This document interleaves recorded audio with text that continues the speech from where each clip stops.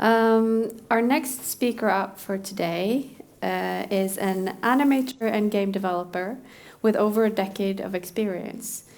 She's previously worked as senior technical animator on BioShock Infinite, the BioShock Infinite DLCs, and Marvel Heroes Online.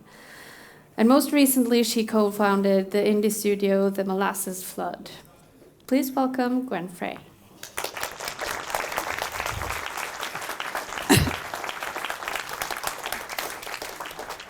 I like to open with a cough. Hi, my name's Gwen. I'm an animator, I'm an artist, I'm a studio founder, and I'm here today to mostly talk about that last thing, founding a game studio. 5 years ago, I got together with a group of people. There was 6 of us total, and we founded a studio in Boston. It's called the Molasses Flood. We spent about 2 years, the 6 of us, and we made our first title, The Flame in the Flood. It's been really successful. I'm really proud of it. It's been played by millions of people around the world. It's in the Xbox One and the PS4 and the Switch. And I'll go around and I'll talk to people as I show this game, and they'll say that they want to be indies too, that they want to start their studio. And they want to know exactly how I did it. They'll say, what did you do? What are the steps you took? Because I want to follow in your footsteps. And I got to admit, every time someone says this, I go, oh, are you sure? And they're pretty insistent, and I usually avoid it. But I think today I will. I'll tell you. If you want to found an indie studio, if you want to follow exactly in our footsteps, here's 3 steps you can take. Here's a guide. Step 1, get a job in AAA, working at a major company, ideally working on the game of the year, like we all worked on BioShock Infinite. Shouldn't be. There's a new game of the year every year. It should be pretty trivial. Step 2, when you're inevitably laid off, because you will be, form a studio with the other people that remain. If you're really lucky, it won't even be a layoff. Like if you're really lucky, your whole studio will shut down. This is ideal. That just means there's more people to pull from, right? So, step 2. Step 3, use the fact that you were laid off to get sympathy, to get press, and kickstart your first game. Because everybody's been through this. We all know what it's like, right? So those are the 3 steps. That's how you do it.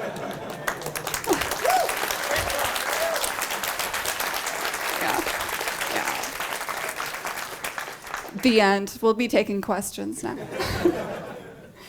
I stole that joke from Forrest. He was my co-founder, and he would say we can't tell people to follow in our footsteps, that's ridiculous, that we were capitalizing on an opportunity that we had and that nobody else can really emulate it. But I disagree. I think I could tell you to do this. I think I could tell you that it will absolutely happen, that you can get a job in AAA, and if you wait long enough, you will lose your job. And I can find data that says that the best collaborations come from people that have worked together for a long time. Here's an article. This is a chart from an article by John Warner that was written just a bit ago. It says that the most successful indie games are made by teams that have 10 years experience. So why not? I could put this on a slide and tell you this is how you start an indie studio. Do what we did. But I don't think, we all know I'm not going to do that because that's kind of ridiculous, right? And I don't think it's even really honest. I think if I'm going to give advice, I want it to be honest. And I think what I want to say is that everybody has to find their own path, that everybody has advantages when they start, things that might even seem kind of unfair. And most people I know that are successful, they're leaning into their advantages. They're looking at what makes them unique, and they're taking advantage of that. They're capitalizing on their situation. And so what I want to talk about today is different studios that have capitalized on their situation. I want to talk about a bunch of different ways that people have founded indie studios. And I'm giving you these examples. I don't want you to copy any one of them. I don't think you should follow in any one person's footsteps. I hope you just find inspiration from this to look at how you can personally succeed. And I think if you want to be successful, what you have to do is you have to know 3 things about yourself. You have to know your advantages, you have to know your disadvantages, and you have to know your goals.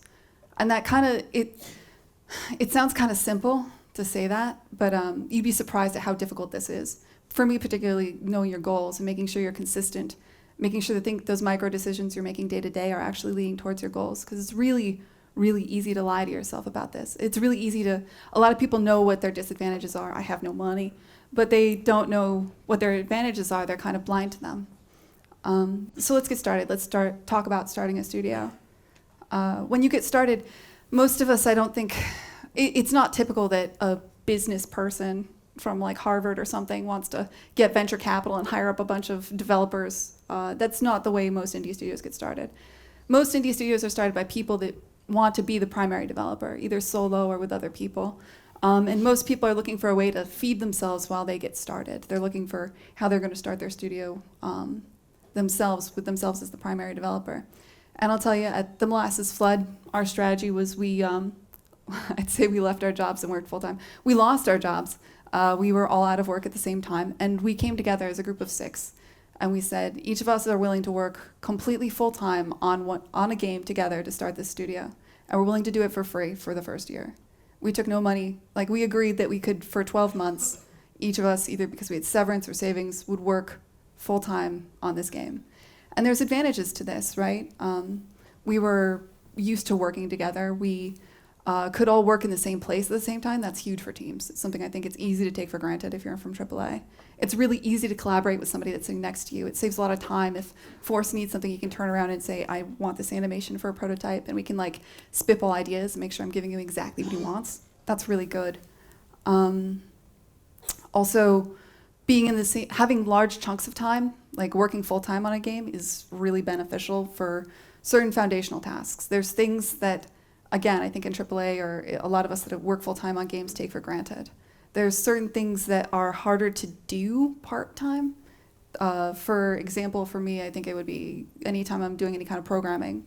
Anytime you need to sit down and figure out what all the variables are, where a function fits within your code base and all that stuff, I generally find you need a certain amount of ramp-up time to get into doing that kind of work. And I find it's really easy to debug work that you've just written versus trying to debug code that you wrote like a week or 2 ago or however long ago. So I find for foundational tasks, for those kind of big refactorings, for a lot of things you need to do, certain work in game development, it's so beneficial to be working full-time on a game. But I will say, just leaving your job, working full-time on a game, going all in as an indie is stressful.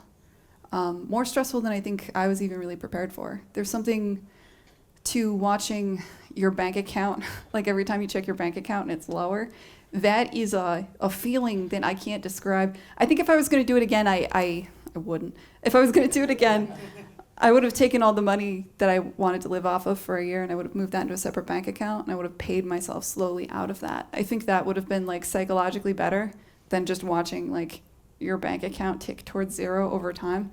I found that was kind of rough.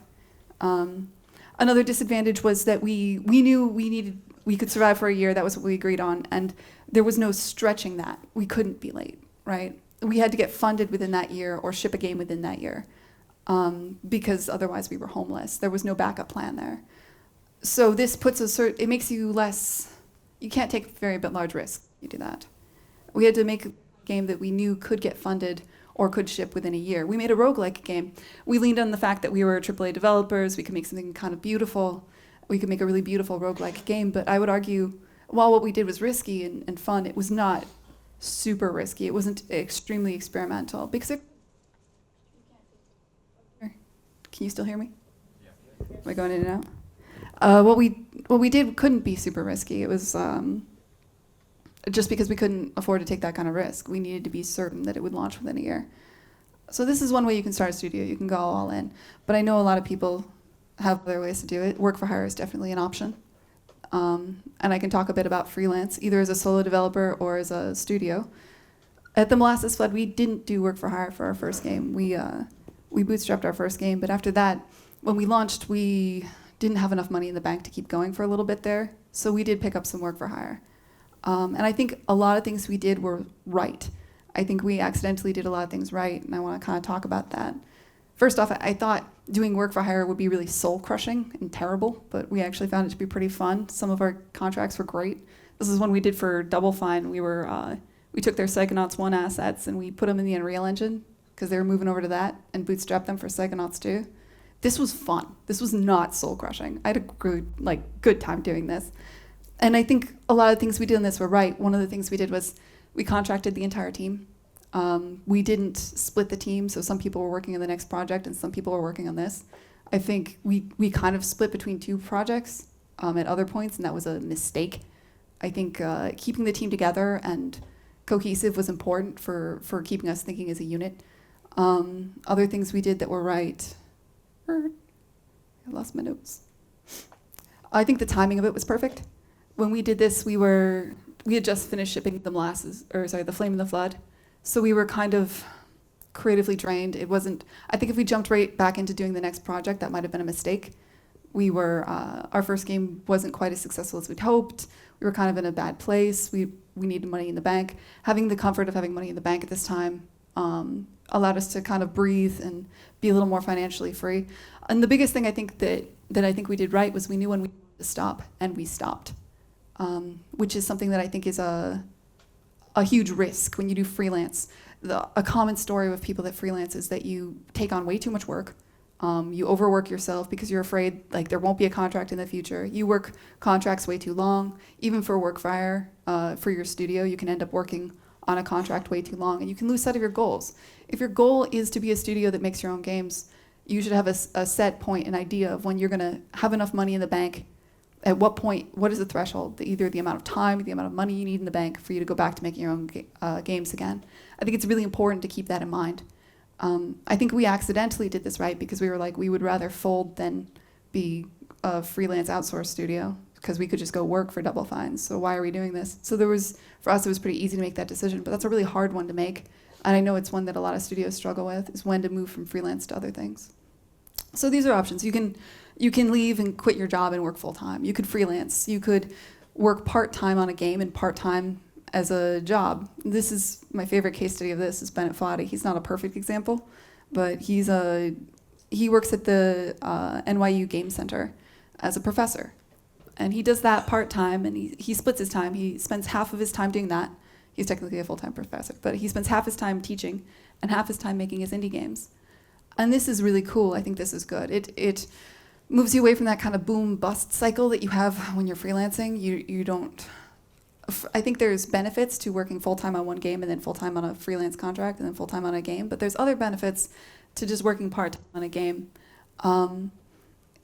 Some of them are... A lot of it is financial freedom. A lot of it is all of his days are pretty consistent. He has a pretty good idea of what's going on in 3 months. He can kind of schedule his time to be very consistent, his days to be pretty consistent over a large period of time. He can work on riskier titles, which I think is really the biggest one. Because if you have this kind of financial freedom, if you know that you have benefits and a salary, then you don't have to worry about your game making enough money to keep you going, right? You can afford to take much bigger risks with your free time, which he does. He tends to do a lot more experimental games.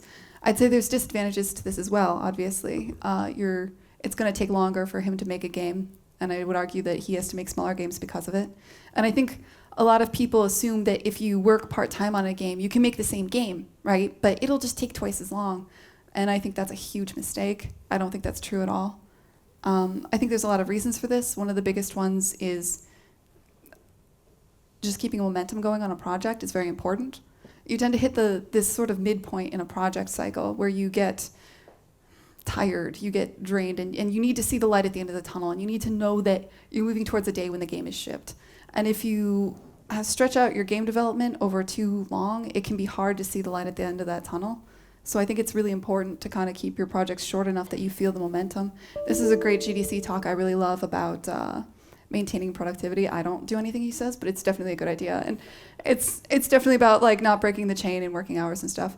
But it's important to keep in mind that this is a real drag. It's a real thing that'll happen. It's also important to keep in mind that there's huge risks to taking too much calendar time on a game. One of the biggest ones is tech, obviously.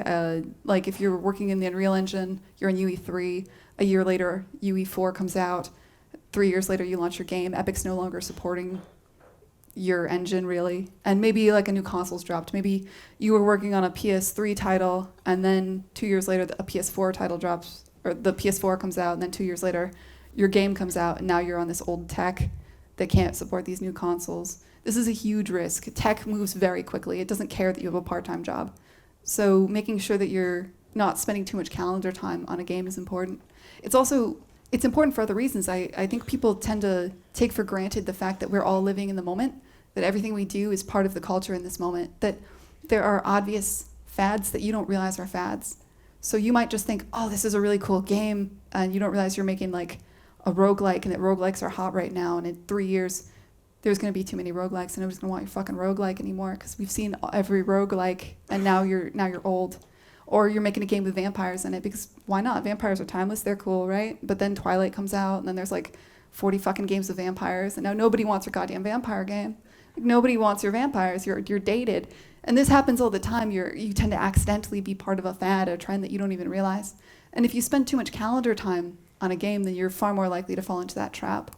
So if you're dedicated to this, if you're like, I need to work on this game, it's my baby, and I only have part-time to work on it, it's going to take 6 years, I'm nervous for you. If you really want to do that, that's fine, but make sure what you're doing is timeless, and make sure that you have a very solid tech plan, because that's a huge risk, and it's a risk that I think a lot of people tend to miss when they just kind of jump in. And so this is why I like what Bennett Foddy does. I think it's cool. If you look at what he does, he works at the NYU Institute.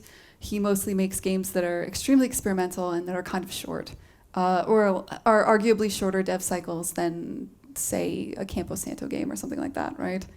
And I think he's leaning into what he's good at. And so that's working part-time is one way to do it. There's also the most common way to work is to develop a game as a hobby part-time or in your free time as you have a full-time job. And believe it or not, Thomas Was Alone is actually an example of this.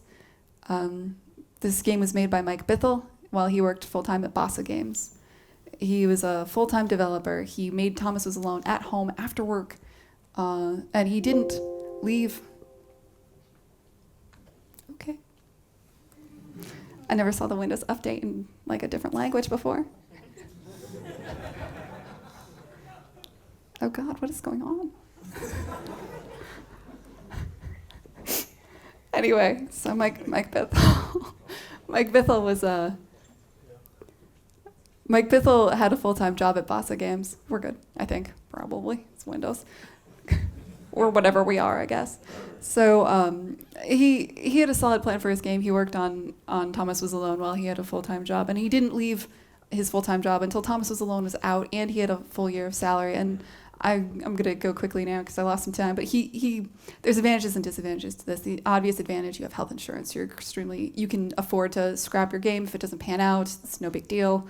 There's way less pressure. Disadvantage, you're working a lot, especially if you're taking this seriously. You have a full-time job and your hobby is probably pretty extensive.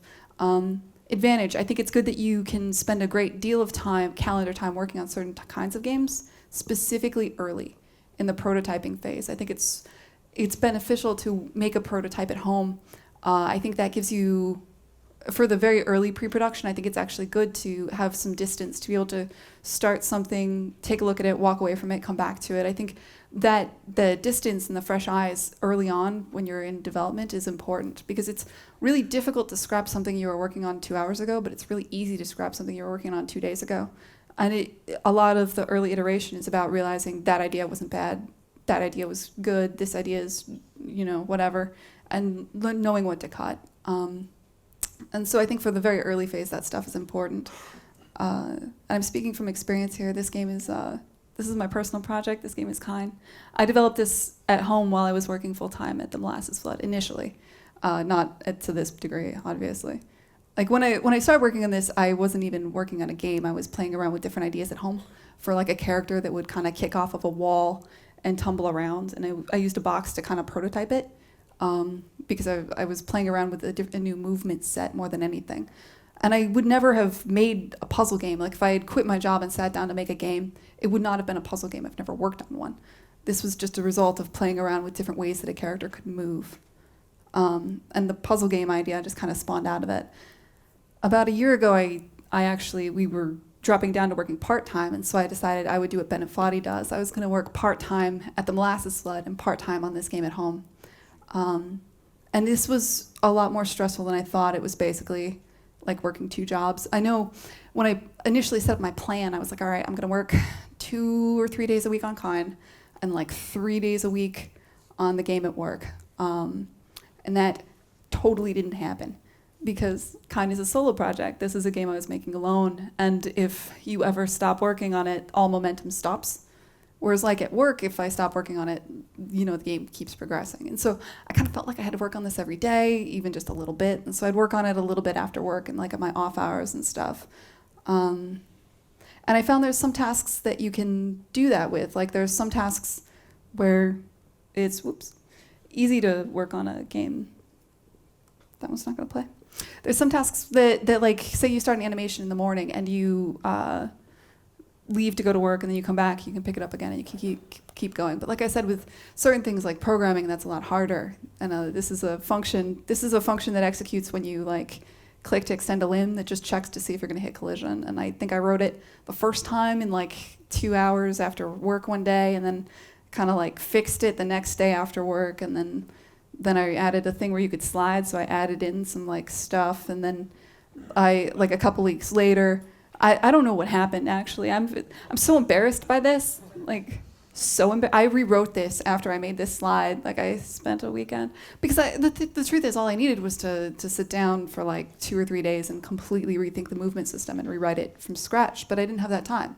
I had like a couple hours here or there after work whenever I could work on it. And so this is the downsides of working on a project kind of part-time or after work or stuff. I think if I could go back and do it again, I would have said certain things like art and animation or certain design tasks I could do after work, but things that I would write down a list of things I'm only allowed to do on the weekends. Also, I'll say there's psychological problems specifically to working on 2 games at once. Like I think if you're Bennett Foddy, you can work on a game at home, obviously, and then go to work, and it's fine if you think about your game at work, right? Because your job is teaching people game development. And I think it's cool if you have hobbies and you want to think about your hobbies at home. But when your job is to make video games, you can kind of run into this problem, right? Where I was at work and I'd have an idea for Kine, and then I feel guilty about thinking about Kine at work because I was supposed to think about that game at work. Or when I was in the shower, I'd have ideas, and the ideas would always be about Kine, and I would feel guilty. I'd be like, oh, why don't I have ideas about the game at the Molasses Flood anymore? And I'd go to work and I'd apologize to my coworkers, and they'd be like, why are you apologizing? Because I was just like weird about it. Like I started to feel guilty about thinking about my personal project. But when you think about one game every single day, it's hard not to do that.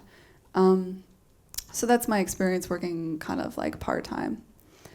Working in these different ways has different kinds of advantages and disadvantages, I think, whether you choose full-time, part-time, whatever. But so far, I'm running a bit long, and we've only talked about how you spend your time. We haven't talked about different ways you can think about your time, right? Like on the Molasses Flood, we did a bit of something I like to call work for trade. This is Stephen Alexander. He's an effects artist and expert shader. Like he's an expert in shaders and stuff within the Unreal Engine. He did the water shader for us.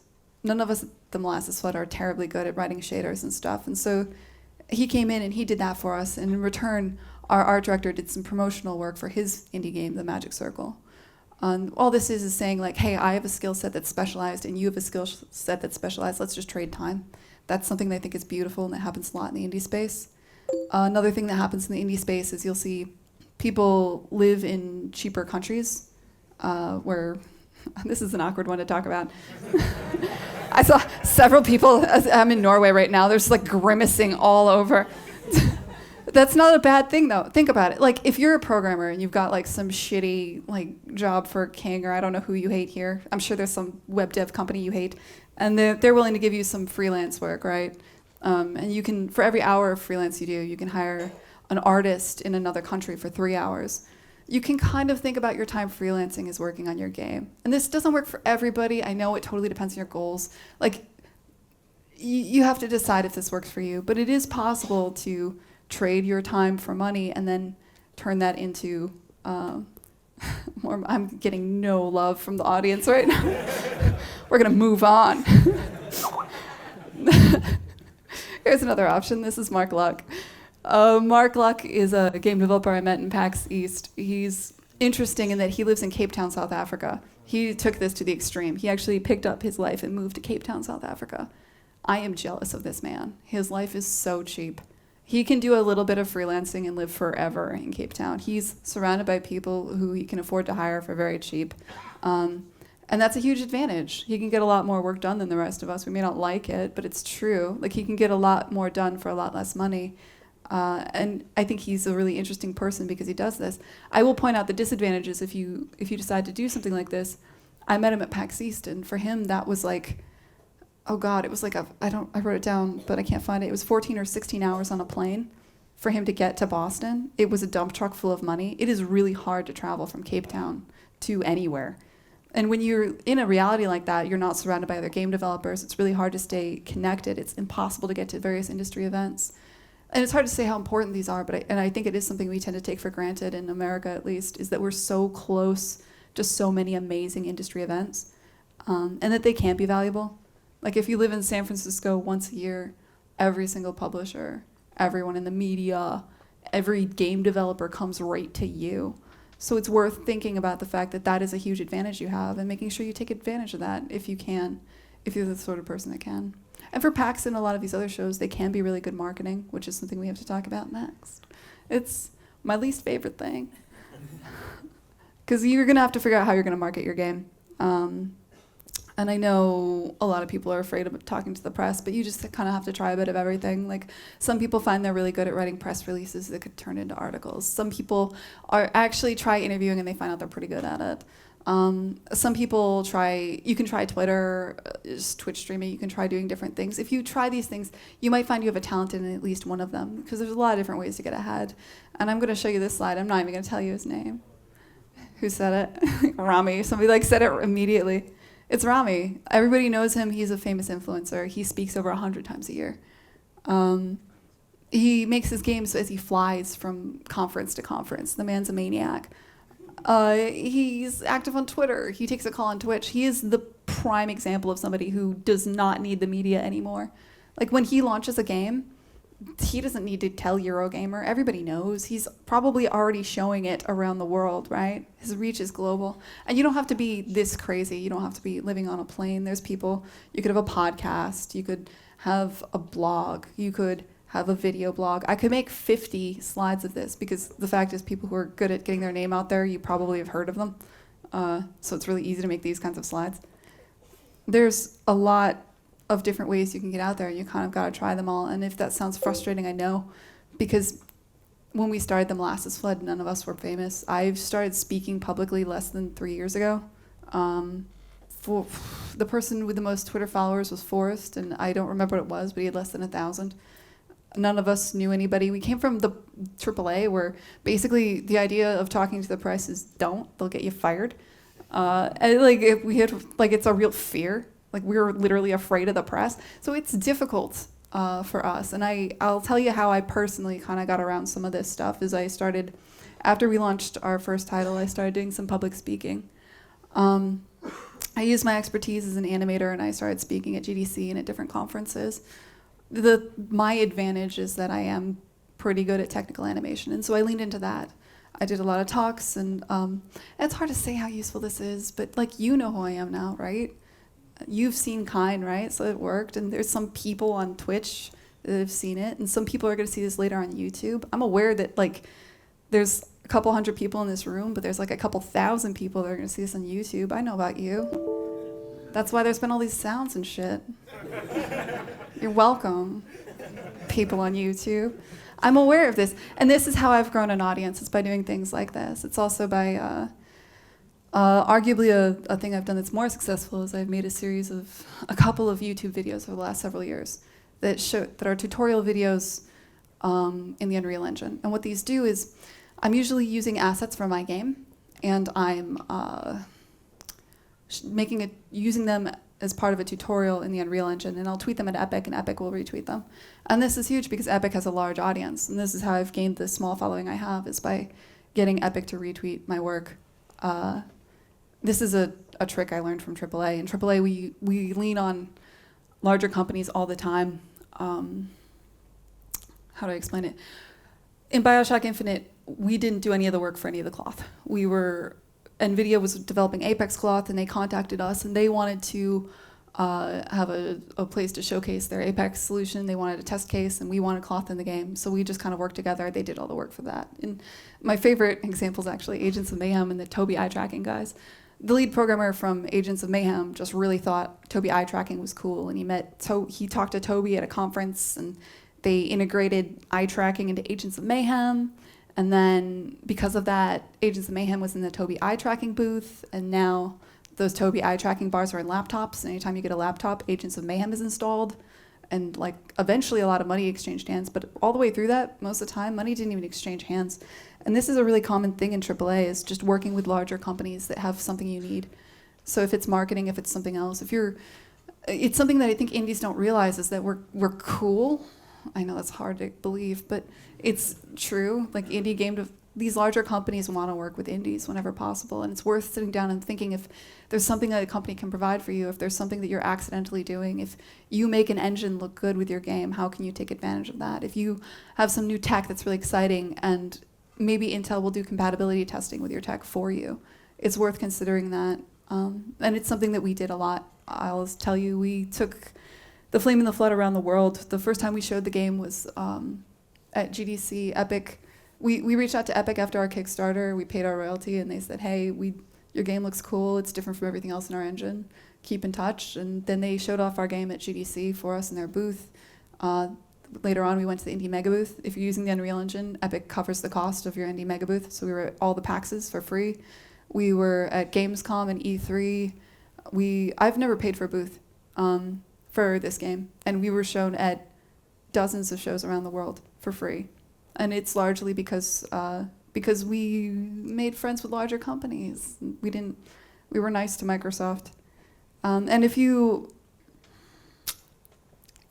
I'm saying this stuff and you're like, oh God, yeah, no, this isn't gonna work for me, I still don't have a marketing plan, that's fine too. I want you to know this guy is terrible at marketing. This is the best, look at how pixelated this is. This is the best headshot I could find of him on the internet. His name's Alex Schwartz. He's a Boston local. He is unique in that he's terrible at social media. He didn't do any of the above things I said. But what he is obsessed with VR. As soon as it came out, like he had a small company making indie games, but when VR came out, man, he saw that and he was like, this is it, I love this stuff. And he leaned into it. He was excited about this new technology. He made a game called Job Simulator. He was obsessed with always being on the bleeding edge of what VR could do. And I don't know if you know this, but Job Simulator is kind of a thing. Like, it was a really big deal. He's by far the most successful person in this PowerPoint, right? Like, that game was a launch title in the Vive and the Oculus and the PSVR, and then he used that to get a deal working on the Rick and Morty VR game, and then he sold his company to Google. Like, he's fine. And he's not good at social media either. And the reason is because he was first to market. He was excited about new technology, something new that's coming out. And this is a common story. New technology comes out all the time. Anytime you can be first to market as an indie, that's huge. And new tech is definitely one of the cooler ways to do it. It's one of the ways I like. But there's also just traditionally being the first to market. There's markets out there that have a different sense of humor. There's markets out there that there's some people who live in countries where games aren't translated to their the language. There's countries that have current events that you can capitalize on. You can be the first person to take advantage of your culture, to make a game or to make something that takes advantage of your culture. And that's the traditional way to be first to market. And I think we're going to see a lot more of that as time moves on, as games become more and more accessible, as game development becomes more common around the world. I'm not going to even try to give you the perfect example of that because it's going to be stupid. I'm American. Like, if you're doing this right, you're not targeting me. So, but I know we're going to see more of this, and I know this is going to bubble up into the mainstream very soon. And this is not the only way to be first to market. You could just have an understanding of something, belong to a subculture that doesn't get catered to. I'm not going to stand up here and explain what a furry is because I'm not going to do it. But like, I will tell you, I troll Kickstarter, and the games with the furries in them, they get funded. And the reality is there are a lot of markets out there that are underserved that I can't even, like, if I could stand here and tell you what they were, they wouldn't be underserved markets because EA would be all over that. So if you happen to belong to one of them, that's one way you can succeed.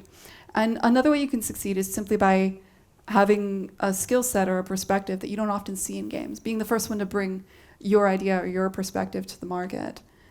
Like, I just wanted to show this because Jake came right before us and his talk was beautiful, man. He's an animator from Cuphead. They have experts in 2D animation. 2D animation is cool. Nobody has thought to bring this to games before. If you told me you were going to do this, I would have said, don't. That's a lot of work, man. But this is a way you can get ahead. This is a way you can be first to market, is to know your team and know if anybody on your team has an unusual skill set, a new perspective, something they can bring to your game. So when you're founding your studio, I think it's important to know your advantages, your disadvantages, your goals, and to form a plan based on that. And I feel like I cut this off a bit because I have no idea how much time we've been doing this. But I feel like I've talked a lot about advantages and disadvantages and not enough about goals, which is bad because goals are definitely the hardest part. Like, I think everybody starts a studio and I'm like, what do you want to do? And they're like, oh, we want to be rich also only by making the game I want to make, and it'll be critically successful, it'll be great, it'll be my baby, and they, that's nice. You kind of do have to prioritize at some point though. Like, what is the minimum amount of money you need to survive, and how much do you need to be happy? And there's times when you're gonna have to make a decision that will make you groan, like earlier. Like, you might, if it is important to you to be a successful studio, maybe you do have to work that shitty web dev job for King or whatever the hell and hire somebody to make the character art. If it's important to you that you're the one that makes the character art, then make sure that you're aware of that you know that that's your goal and that it's going to take you longer to make your game because of it. Be aware of that. Don't lie to yourself. You can't lie to yourself in this industry. I think it's important to know yourself. I think it's important to know what your goals are. And I think it's important to know that all of these things will change, your advantages, your disadvantages. If you're excited about VR now and it's hot and sexy and you're leaning into that, VR is not going to be new and hot and sexy in 5 years. So that's going to change. The things that your goals are going to change. The market is going to shift. That's just reality. I mean, I told you earlier that we picked up freelancing for the Flame and the Flood, and I also told you that this game's been played by millions around the world, and that seems like it should be contradictory, right? But the reality is, when we launched initially, we thought it was really, really important to be self-funded and self-published, and we didn't do well. We launched to crickets. We projected how much money we'd have for the first year based on our first week of sales, and it looked like we would fold within way less than a year. We had to pick up freelancing to survive. And oops, shit. One of the things we did to survive, other than freelancing, was we partnered with Curve. We gave up being self-published. And this was hard because everyone told us, like, you gotta be self-published, man. Like, you get on that publisher treadmill, you'll be begging them for money the next time. But, you know, like, we tried that, right? Like, we went self-published, and we did not make enough money to survive. And so we worked with Curve, and we ported the game to the PS4, and that did pretty well. And then we got revenue from that, and as soon as they took over, we were in weekend deals on Steam, and we were in certain bundles that were actually not very bad, and we started to see revenue. We became financially successful after we gave up this goal of being self-published.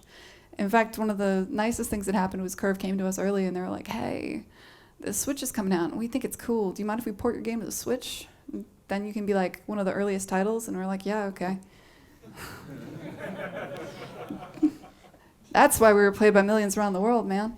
Like, that panned out pretty damn well. So working for a publisher, it's not the end of the world. It can actually be pretty good. I would say the Molasses Flood is thriving today. We are. The next title is funded. The Molasses Flood is hiring, and it's largely because we abandoned this thing that we thought was fairly important. So before you start any endeavor, you should consider your advantages, your disadvantages, and your goals. And now I'm going to go one more, because this is like Lord of the Rings. One more thing. Advice on giving advice. I know I gave a lot of advice in this talk, and I just did want to do a little amendum, because the reality is, anytime you're listening to a talk like this online, or you're listening to advice from people online, it's very important to know what their advantages and their disadvantages and their goals are. Like, if I stand up here and I tell you, one of the smart things to do is to try to go to these shows and try to meet Intel and try to, see where your goals align. Keep in mind, I'm speaking from my perspective as somebody who has the advantages that I have. As somebody, when I give you advice, it's going to be from the perspective of somebody who's worked in AAA, that's pretty social and good at meeting people at conferences. It's going to be from somebody that's only worked on 3D games for the most part. And if you talk to somebody like Jake Burkett, who's a brilliant person who does great articles, any advice Jake Burkett gives you is going to be the opposite of any advice I give you. And we are both going to swear that we're right. Because we will. Because you don't quit your job and become an indie and do all the crazy shit we do unless you believe in what you're doing. And I'm not going to say that Jake Burkett is necessarily wrong. Jake Burkett's wrong. But everything he says is wrong. But But we're going to give you very different advice, and it's important to know whether it applies to you or not. It's important to consider the speaker and what their advantages and their disadvantages and their goals are anytime you listen to advice. That's the real end. Thank you, guys.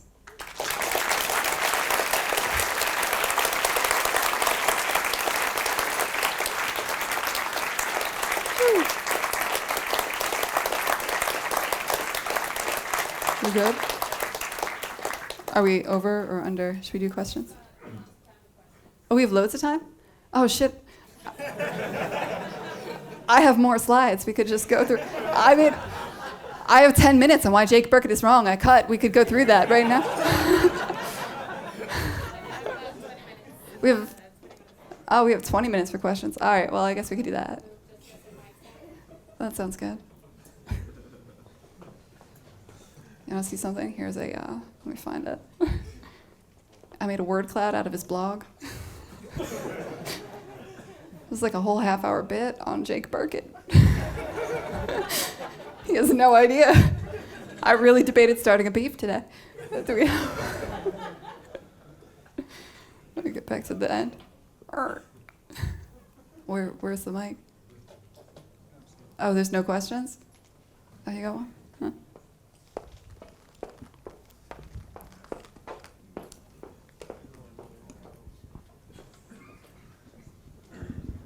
Hi. Hi. So when can I play that kind thing? Because it looks really good. I'm sorry, what? The kind game, the game you're making. When can you play it? Yeah. Next year. Oh yeah. Yeah, Thanks. I'm not going to tell you when, but it'll be next year. Yeah. Cool. It is cute. You like it? Yeah, here, check it out. Let It me find it looks again. gorgeous. I like it too. It's cute. Here. Oh man, there's a lot of slides in this PowerPoint. Shit. I went a little nuts, didn't I? What's the next question? I'm just kind of killing time. Hi, great talk, by the way. Thank you. What was the biggest lie for you when you started indie? The biggest lie? Yeah, the biggest lie. Wait, lie? Well, a lie about your weakness, for example, or advantage. You talked about strengths and advantages, and Oh, well, how it's like easy what was to our lie biggest about. disadvantage? We had no money and we live in America. That was a big one. Like we couldn't. Yeah, we made the Flame in the Flood with 6 people, but we couldn't hire. Like we couldn't afford to hire anybody. It wasn't like a choice. Like we had to make a game that we could make with ourselves within a year. That was by far, I think, our biggest disadvantage. The other one was that we weren't famous at all. We did lean heavily on the fact that we were laid off. I wasn't kidding about that. We went to so early on. We before our Kickstarter, we flew out to Minneapolis and we spoke to Game Informer. And this is like our Hail Mary. We actually we lost a bit of budget to do this. We flew out there and we showed them art for the game and we said we want to make this game. I know you don't usually cover Kickstarters, but could you cover us? And we begged them and we told them we were laid off from Irrational, and they made a giant spread about us called Without a Net that came out in Game Informer about these ex-Irrational devs were just laid off and now they're starting an indie studio. Look at this, and it came out at the same time as our Kickstarter. And that was if, in all seriousness, if we didn't have that, I don't know how successful our Kickstarter would have been. It was really beneficial. So for us, the lack of marketing and the lack of money, I think were definitely the biggest problems. The advantages were that we were really good. We were really used to working together. We're AAA devs. We'd all use the same tech. We had a lot of advantages too going in. So it's easy to, from the outside, I think it's really easy to look at somebody and see only their advantages and say oh, well, I mean, obviously they were okay. They all, they're AAA devs. They have all kinds of experience and everything, but we were scared out of our minds, right? I think you don't ever see the real story from the outside. But I don't think we lied about it. I think we were pretty open. Yeah, Mike. To loophole kind of into that last bit of your presentation, can I ask you to elaborate a bit more about those 10 minutes we didn't get to see? Do you really want to see Yeah, that? I really do. Oh, God, yeah, all right, hold on. Give me a bit. All right, why is Jake Burkett wrong? All right. I didn't practice this part, so it'll be a bit. Also, it's all jumbled now because I cut it. All right, well, so here's the biggest gripe I have with him. Oh, I got 2 big gripes with him. The first one is that he says that you shouldn't make a 3D game. He believes strongly that you should make 2D games because they're a lot faster, which is something that I have more notes on this, but I just kind of super disagree with it. I think 2D games are actually really difficult. I think it's difficult to stand out in the market as a 2D game. I think you need to have a very clear artistic vision if you're going to make a 2D game. I think if you make a minimalist 2D game on this, specifically in the Steam marketplace, you're kind of doomed right now because there's a shit ton of those. I think people underestimate how hard it is to hit an art style that'll truly stand out and that is truly spectacular in 2D. And I think you can hit that a lot easier in 3D. I think you can still stand out with a minimalist 3D art style these days. And so I would argue just standing out in the marketplace, going 2D is maybe not the wisest solution. I would also argue that, in general, I think part of the reason why I would argue for making a 3D game is because I use middleware, is because I use the Unreal Engine. And I know for a fact Jake Burkett rolls his own tech. And I think that also is almost certainly a mistake for most people.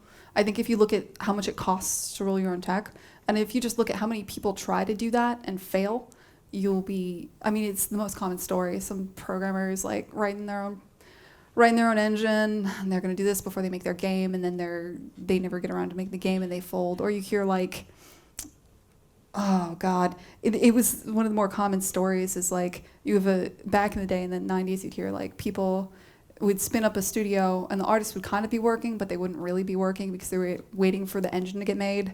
And then when the engine was actually made, you throw away all your work and then you move everything into the engine and then you actually make the game. And it's actually a huge slowdown for all of the dev cycle. I think one of the smartest things that's happened recently is that we have middleware that we can lean on and that we've democratized technology. And I think it's important to keep in mind that these engines, we talk about how expensive they are, but I consider them to be quite cheap compared to most of your dev budget. I think engines are actually, even if you're paying 5% to Unreal, depending on your team size, that's actually not that bad.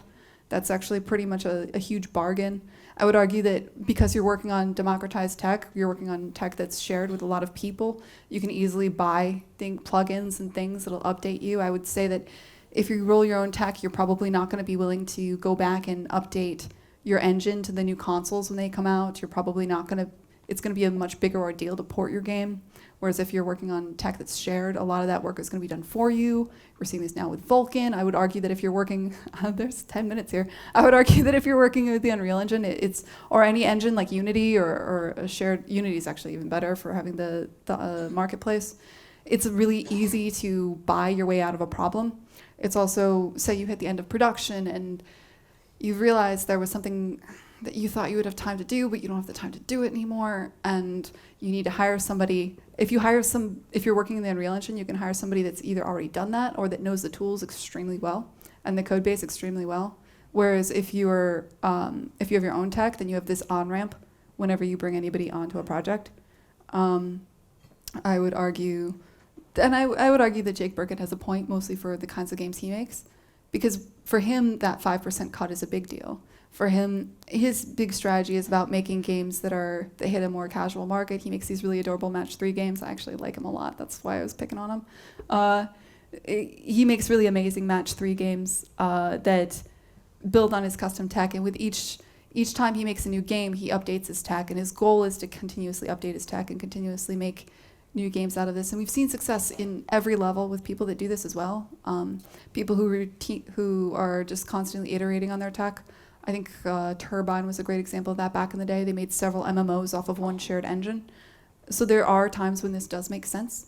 I would argue that for the vast majority of indies, people who are just trying to make a game, if your goal isn't to make an engine, if your goal is to make a game, then you should probably do the thing that's fastest, and the thing that's fastest is probably using middleware. And if you're using middleware, you should probably make a 3D game because there's fewer of those and you can really buy your way out of a lot of problems anyway. So that would be why Jake Burkett is wrong.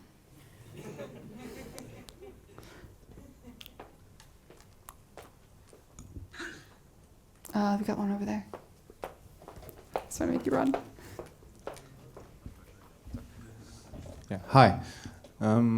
You said at the start something about you would want most people to get into AAA and work a lot in AAA before you go indie.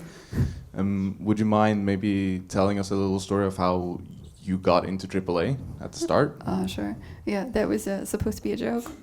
But yeah, no, I do think there is some benefit to that. It's not it was a joke, but it is not the worst strategy to start out working for somebody else, especially because when you start out, you're going to make a lot of mistakes, and it's really good to make those mistakes in someone else's dime, and to really just kind of get a lot of that initial failure out of your system before you go solo or before you start small. But you want advice on how to get into AAA? God, doesn't everybody? I got into AAA 10 years ago, so the path is going to be different now. I would say this is going to be extremely personal and based on you and your experience. If you want me to just list jobs that are easier to get in AAA, I think it's a lot easier to get a UI, UX position than to get a standard design position. I think you're going to have a lot easier time getting in a job as a programmer than as an artist, but I mean, you don't just get to choose which one you are, probably, so that may not be useful advice. I think in AAA, it's helpful because those studios tend to be much larger. It's helpful to be a specialist in a specific thing, especially if you're younger and coming out of college, to know some new tech that maybe some of the longbeards don't know about yet. So like back in the day, dynamic cloth was new. Having people with their portfolio that could say like, hey, I've worked a lot in dynamic cloth. I don't know if you've done this yet. I can bring this to your game. That was kind of a bigger deal.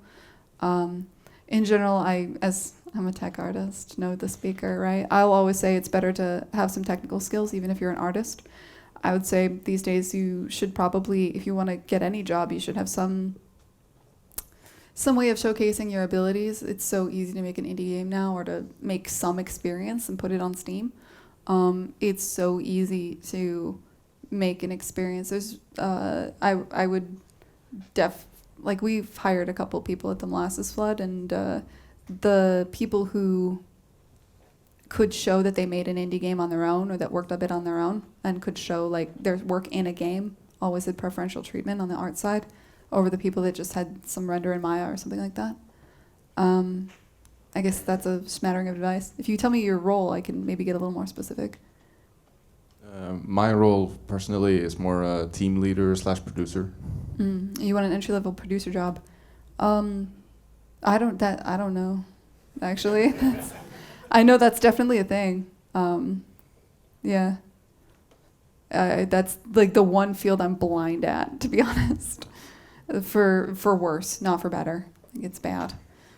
We got one over here.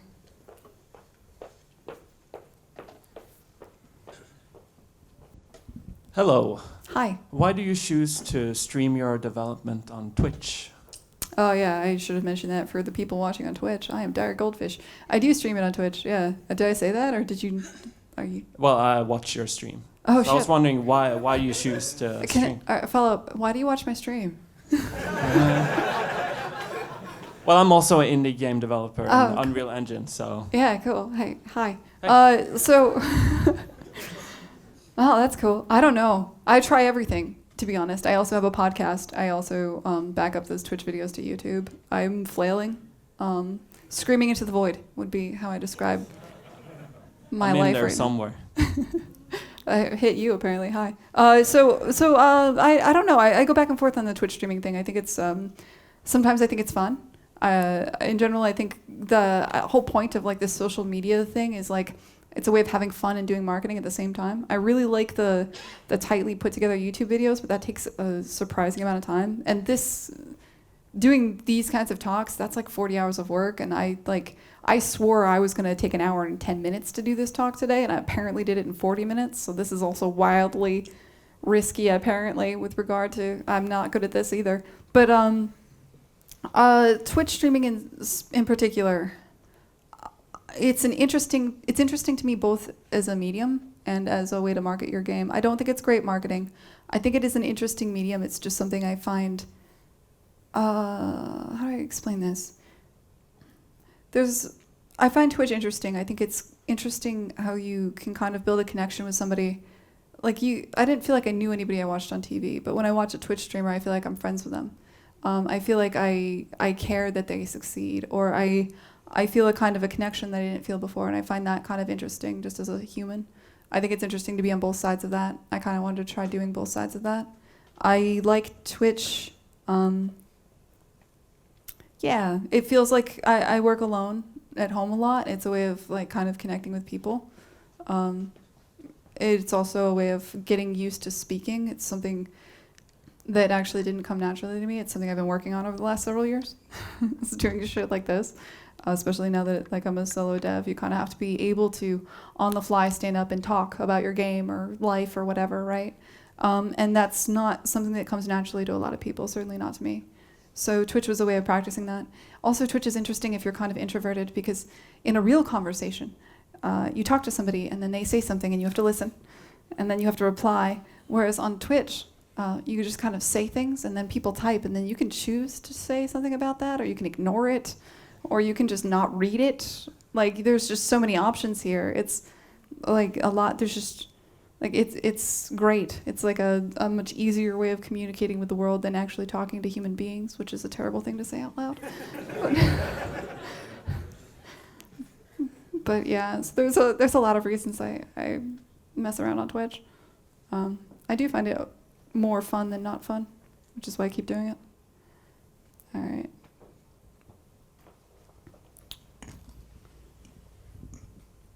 Right here. You're talking about knowing yourself, but do you have some places or books or some movies, I guess, where you could recommend to find more about your disadvantages and advantages, goals? I think Socrates. Ah. No, no. To know your advantages and disadvantages and goals, I think part of this helps if you talk to people and you listen to the things that they complain about, and you're like, oh, that's never been a problem for me. Shit. Like, it never occurred to me that, like, for me to go to PAX East, I jump on the public transit, and that for Mark Luck to go to PAX East, he was like, do you know what it took for me to get here? It took, like he said, like, a couple $1,000 just from the flights and the hotel, and it's easy to take things for granted. It's easy to miss the things you take for granted. I think, I'll tell you things I'm jealous of whenever Europeans talk. Sometimes I go to these things, and I heard an indie dev complain to me one time. He's like, my government just doesn't invest in games like they used to. And I was like, your government invests in video games? The fuck? Like, what?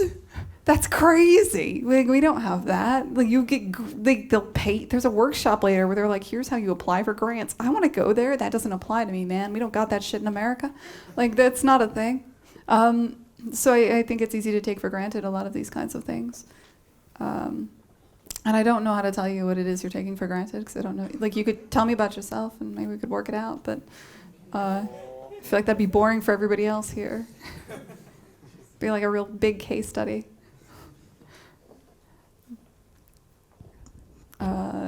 This is getting easier. Yeah, right there. Oh, I'm sorry. I'll get you next. So I wondered how it feels like to go from AAA to indie. Oh, that's interesting. How's it feel like? Well, I think I was driving to the airport to go on vacation when I got the call that I was laid off, so that felt pretty bad. But there was a lot of things that happened when I went indie, so the feeling side of things is actually kind of hard to talk about. But it's definitely different. The biggest hit for me was at the time I was like living alone, and there was just working alone at home. Like, we had a bad snowstorm, and at one point I just didn't see another human being for a week. That's interesting. You'll start talking to yourself. That's how I got into the Twitch stuff, really. Just got really used to talking to myself in the mirror because I didn't have people. So the work is different. Not having an office is different. That's definitely there. Depending on how you go indie, it can be more or less stressful. I think this is different because it's different for everybody. A lot of people come from studios where there's a shit ton of meetings, and there's going to be way fewer meetings when you're a smaller team. You generally, like, we didn't have meetings at the Molasses Flood. We just, were in the same room, so, we just talked. That wasn't like a thing we needed to do, was have a meeting officially at a time. One of the things we did was every day we would send an email when we started working, like, here's what I did yesterday, here's what I do today. That's it. Like, that was the entirety of, like, our process. We had no producers. We didn't have any schedule. We just had fear. So what was the question? It was what does it feel like to go indie? Yeah, did that kind of cover it maybe? Okay. Are you disappointed? We have a question here. This is the last one. Hi. So you mentioned that the freelance work you did with the whole company. How do you find freelance work for a whole company that, like, the whole studio can work on something? Okay, so we were lucky because this goes back to friends with Epic. That particular one was, we are all experts in the Unreal Engine. Double Fine knew about us because we're friends. Some of us are friends with some of them. Anyway, they knew about us, but they knew that they wanted to move over to Psychonauts 2. For Psychonauts 2, they wanted to move off their internal engine into Unreal, and they were talking to Epic about it. And we were talking to Epic about how we were about to pick up freelance, and Epic was like, do you two know each other? And we're like, oh, we do know each other.